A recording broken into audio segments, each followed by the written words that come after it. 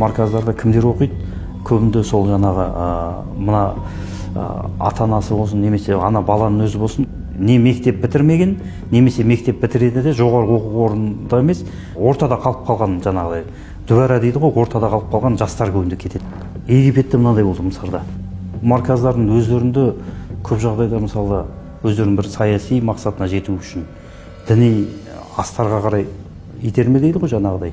Сол арқылы адамдарды өздеріне тартады мысалы. Діни негіздер арқылы жаңағыдай вербовка жасайды. Жаңадан дінге келіп жатқан азаматтарды, жастарды болсын әсіресе қатарларын тарта береді. Олар көбінде жас ерекшелігіне қарамайды. Ең басты оған адам саны керек. Біз неғұрлым көп болсақ, соғұрлым күштіміз дейді. Сен жаңа марказға барып, мен осы жолды ұстанатын жігітпін, осы жолда жүрген баламын десе, болды жаңағыдай. Оларға демеушілер квартираны да беріп қояды, тұратын тамағында, киімінде, ары-бері Қазақстанға барып келуінде, мысалы, бәрін көтеріп отырады екен олар. Сен ең бастысы солардың қатарында оқысан болды.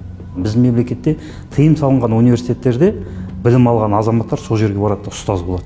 Ол сол жерге барады да Құранды үйретем, сүннетті үйретем, таза хақиқи дінді үйретем деп шақырып арқылы миларын сол жерге жуып, анан қалай өзі радикал болып шыққанын білмей қалады.